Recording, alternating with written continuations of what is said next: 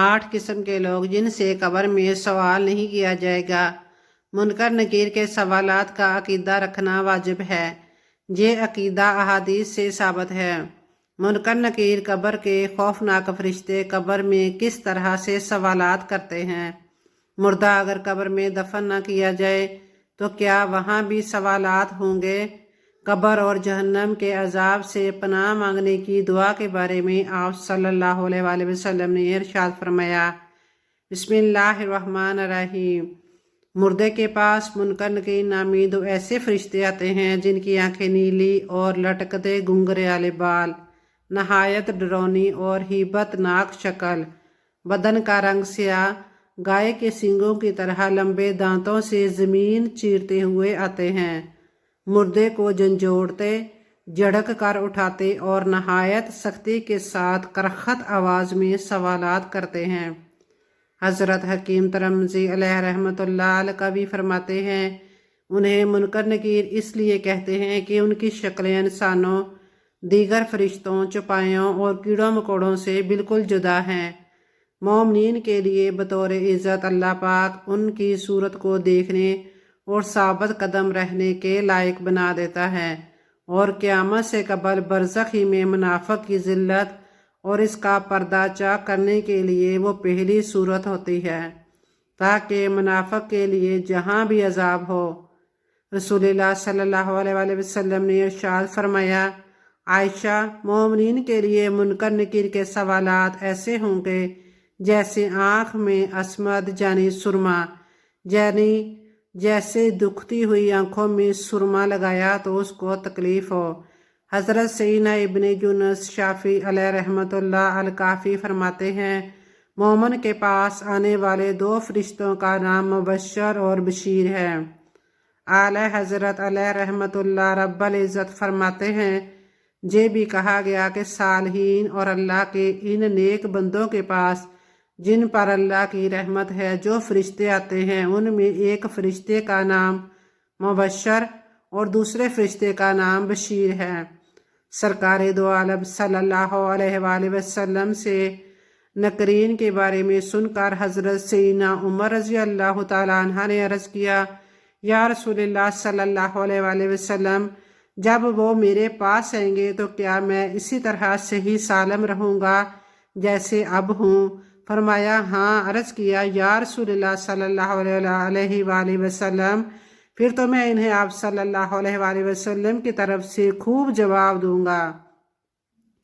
سرکار صلی اللہ علیہ وآلہ وسلم نے ارشاد فرمایا، اے عمر، اس رب عز و جل کی قسم جس نے مجھے حق دے کر بھیجا، مجھے جبرائیل امین نے بتایا ہے کہ وہ دونوں فرشتے جب تمہاری قبر میں آئیں گے اور سوالات کریں گے تو تم یوں جواب دو گے کہ میرا رب اللہ عز و جل ہے، مگر تمہارا رب کون ہے؟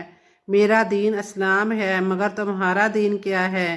میرے نبی تو محمد صلی اللہ علیہ وآلہ وسلم ہے، مگر تمہارا نبی کون ہے؟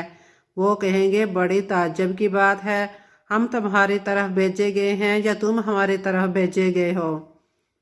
مردہ اگر قبر میں دفن نہ کیا جائے تو جہاں پڑا رہ گیا یا پھینک دیا گیا، غرض کہیں بھی ہو، اس سے وہی سوالات ہوں گے اور وہی ثواب یا عذاب اسے پہنچے گا۔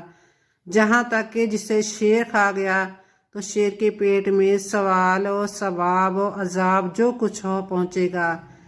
فرمان مصطفیٰ صلی اللہ علیہ وآلہ وسلم ہے، مرنے والے کے پاس 2 فرشتے منکر نکیر آتے ہیں، اسے بٹھاتے ہیں، پھر اس سے کہتے ہیں، من ربو کا، تیرا رب کون ہے؟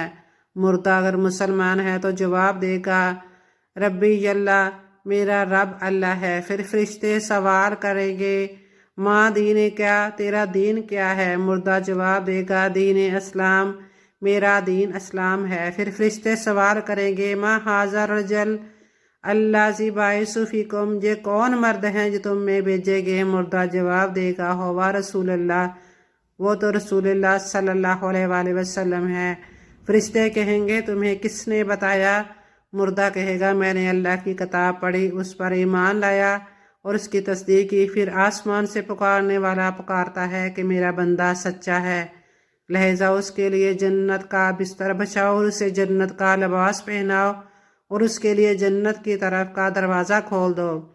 بس اس کے لیے جنت کا دروازہ کھول دیا جاتا ہے، اس تک جنت کی ہوا اور وہاں کی خوشبو آتی ہے اور تا حد نظر اس کی قبر میں فراخی یعنی کشادگی کر دی جاتی ہے۔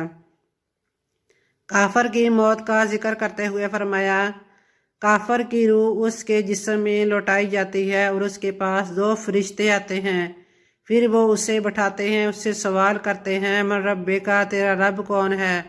مردہ کہے گا، ہائے ہائے میں نہیں جانتا۔ پھر اس سے سوال کریں گے، ماں دینہ کا، تیرا دین کیا ہے؟ وہ جواب دیں گے، ہائے ہائے میں نہیں جانتا۔ پھر فرشتے سوال کریں گے، ما ھذا الرجل الذی بعث فیکم، یہ کون مرد ہیں جو تم میں بھیجے گئے؟ مردہ کہے گا، ہائے ہائے میں نہیں جانتا۔ تب پکارنے والا آسمان سے پکارتا ہے کہ یہ جھوٹا ہے، لہذا اس کے لیے آگ کا بچھونا بچھاؤ اور اسے آگ کا لباس پہناؤ اور اس کے لیے جہنم کی طرف کا دروازہ کھول دو۔ فرمایا پھر اس تک وہاں کی گرمی اور لو آتی ہے، فرمایا اس پر اس کی قبر تنگ ہو جاتی ہے حتیٰ کہ اس کی پسلیاں ادھر کی ادھر ہو جاتی ہیں۔ پھر اس پر اندھے بہرے فرشتے مسلط ہوتے ہیں جن کے پاس لوہے کے ہتھوڑے ہوتے ہیں، اگر ان سے پہاڑ کو مارا جائے تو وہ بھی مٹی ہو جائے گا، اور ان سے ایسی مار مارتے ہیں جس کی آواز جن و انس کے سوا مشرق و مغرب کی مخلوق سنتی ہے، جس سے وہ مٹی ہو جاتا ہے۔ پھر اس میں روح لوٹائی جاتی ہے۔ وہ کون سے 8 قسم کے لوگ ہیں جن سے قبر میں سوال نہیں کیا جائے گا؟ نمبر 1 شہید، نمبر 2 سرحدات کی حفاظت کرنے والا، نمبر 3 طاعون کی بیماری سے مرنے والا، نمبر 4 طاعون کی وبا کے زمانہ میں طاعون کے علاوہ کسی اور بیماری سے مرنے والا وہ شخص جو طاعون کی وبا پر صبر کرنے والا ہو اور اس پر اللہ تعالیٰ سے اجر کی امید رکھتا ہو۔ نمبر 5 اللہ تعالیٰ کا نیک اور مقرب بندہ، نمبر 6 چھوٹے بچے، نمبر 7 جمعہ کی رات یا دن کو فوت ہونے والا، نمبر 8 ہر رات سورہ الملک کی تلاوت کرنے والا۔ کیا قبر میں ہر مسلمان، کافر، مشرک، منافق سے سوال ہوں گے؟ احادیث مبارکہ میں جن چیزوں کو ذکر کیا گیا ہے وہ اس امت کے بارے میں ہے، باقی پچھلی امتوں کے بارے میں رسول اللہ صلی اللہ علیہ وآلہ وسلم نے کچھ نہیں فرمایا ہے کہ ان سے کس چیز کے بارے میں سوال ہوتا تھا۔ سنن ابی داؤد میں ہے، حضرت انس بن مالک رضی اللہ تعالیٰ عنہ کہتے ہیں کہ اللہ کے نبی اکرم صلی اللہ علیہ وآلہ وسلم بنی نجار کے کھجور کے ایک باغ میں داخل ہوئے تو ایک آواز سنی۔ آپ صلی اللہ علیہ وآلہ وسلم گھبرا اٹھے، فرمایا یہ قبریں کس کی ہیں؟ لوگوں نے عرض کیا زمانہ جاہلیت میں مرنے والوں کی ہیں۔ آپ صلی اللہ علیہ وسلم نے فرمایا تم لوگ جہنم سے، عذاب سے اور دجال کے فتنے سے اللہ کی پناہ مانگو۔ لوگوں نے عرض کیا ایسا کیوں اللہ کے رسول؟ آپ صلی اللہ علیہ وآلہ وسلم نے فرمایا مومن جب قبر میں رکھا جاتا ہے تو اس کے پاس ایک فرشتہ آتا ہے اور اس سے کہتا ہے کہ تم کس کی عبادت کرتے تھے؟ تو اگر اللہ اسے ہدایت دیے ہوتا ہے تو وہ کہتا ہے کہ میں اللہ کی عبادت کرتا تھا۔ پھر اس سے کہا جاتا ہے کہ تم اس شخص کے بارے میں کیا کہتے تھے؟ تو وہ کہتا ہے وہ اللہ کے بندے اور اس کے رسول ہیں۔ پھر اس کے علاوہ اور کچھ نہیں پوچھا جاتا۔ پھر اسے ایک گھر کی طرف لے جایا جاتا ہے جو اس کے لیے جہنم میں تھا اور اس سے کہا جاتا ہے یہ تمہارا گھر ہے جو تمہارے لیے جہنم میں تھا، اور لیکن اللہ نے تمہیں اس سے بچا لیا، تم پر رحم کیا اور اس کے بدلے میں تمہیں جنت میں ایک گھر دیا۔ تو وہ کہتا ہے مجھے چھوڑ دو کہ میں جا کر اپنے گھر والوں کو بشارت دے دوں، لیکن اس سے کہا جاتا ہے ٹھہرا رہ۔ اور جب کافر قبر میں رکھا جاتا ہے تو اس کے پاس ایک فرشتہ آتا ہے اور اس سے ڈانٹ کر کہتا ہے تو کس کی عبادت کرتا تھا؟ تو وہ کہتا ہے میں نہیں جانتا۔ تو اس سے کہا جاتا ہے نہ تو نے جانا اور نہ کتاب پڑھی۔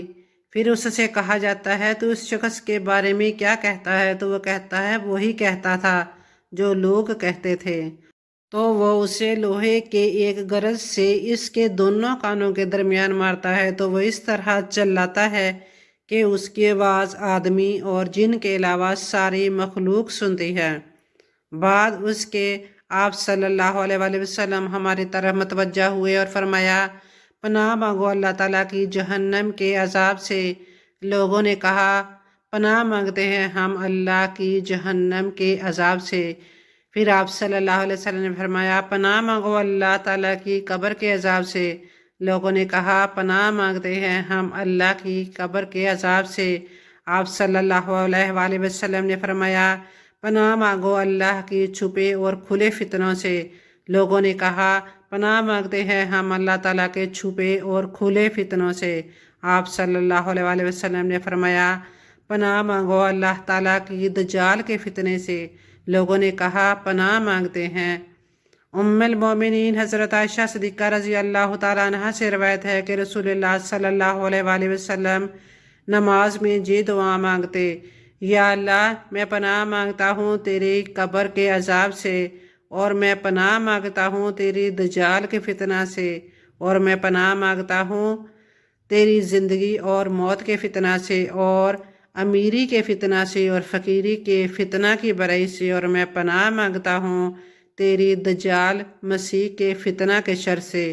یا اللہ میرے گناہوں کو دھو دے برف اور اولے کے پانی سے، اور پاک کر دے میرا دل گناہوں سے جیسے تو نے پاک کر دیا سفید کپڑے کو میل کچیل سے، اور دور کر دے گناہوں کو مجھ سے جیسے تو نے دور کیا مشرق کو مغرب سے، پورب کو پشچم سے۔ یا اللہ میں پناہ مانگتا ہوں، یا اللہ میں پناہ مانگتا ہوں میں تیرے گناہ اور قرض داری سے۔ ایک شخص بولا، یا رسول اللہ آپ اکثر قرض داری سے کیوں پناہ مانگتے ہیں؟ آپ صلی اللہ علیہ وآلہ وسلم نے فرمایا، جب آدمی قرض دار ہوتا ہے تو جھوٹ بولتا ہے اور وعدہ خلافی کرتا ہے۔